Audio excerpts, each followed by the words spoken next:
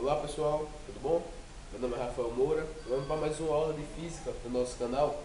Hoje a gente vai falar um pouquinho sobre movimento uniforme.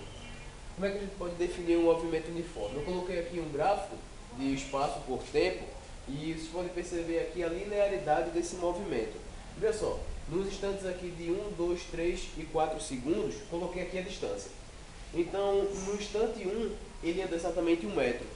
No instante 2, ou seja, mais 1 segundo, ele anda mais 1 metro, 2 metros.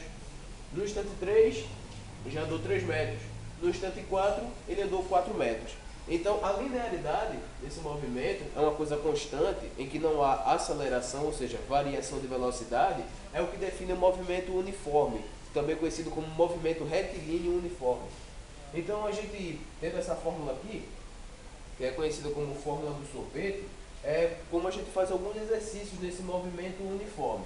Então, como vocês olharam aqui, tirei um exemplo, mais ou menos desse, parecido com esse diagrama aqui, para ajudar vocês a resolver como é que a gente faz esses exercícios. Eu perguntei aqui nessa fórmula, ele está perguntando a distância percorrida, ele dá o instante inicial, dá a velocidade e dá o tempo.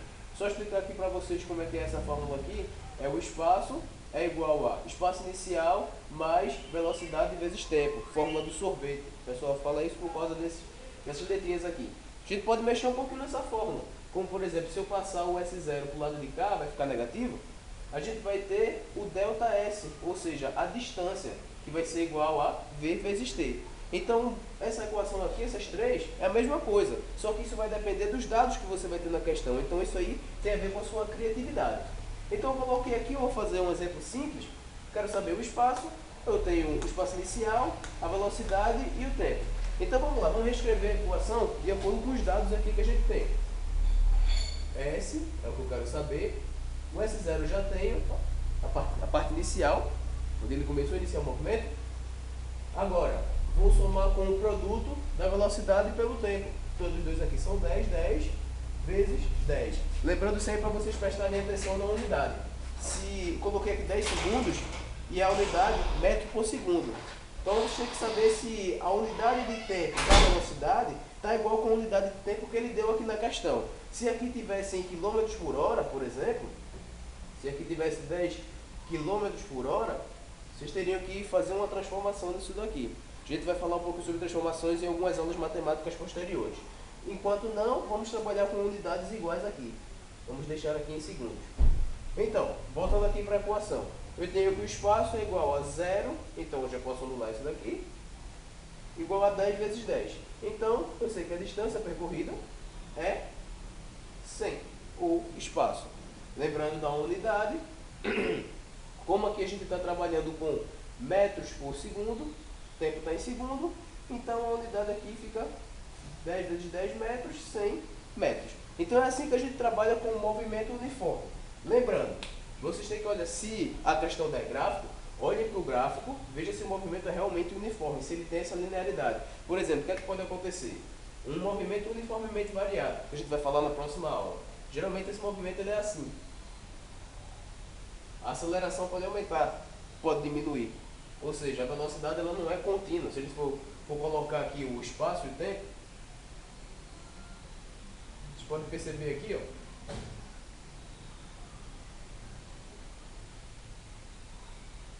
Em 1 segundo, ele andou bem mais do que 1 metro.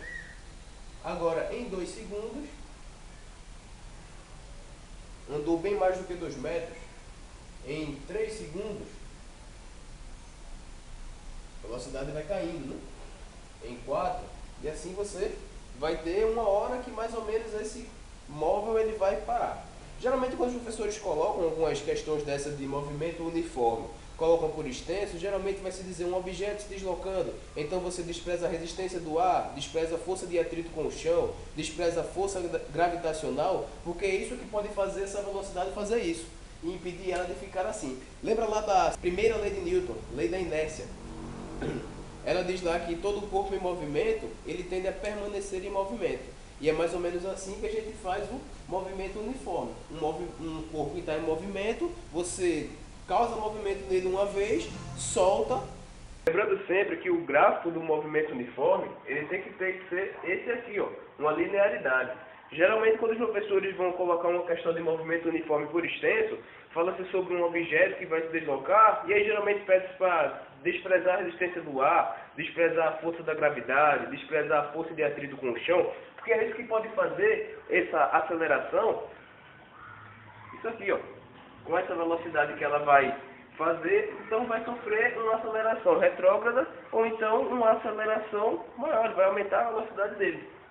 Pode acontecer isso aqui com o movimento. Então, quando a gente estuda movimento uniforme, a gente estuda sempre isso aqui, ó, uma velocidade constante em um tempo também linear.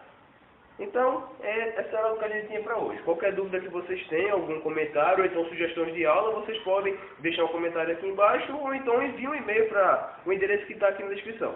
Obrigadão aí e até mais.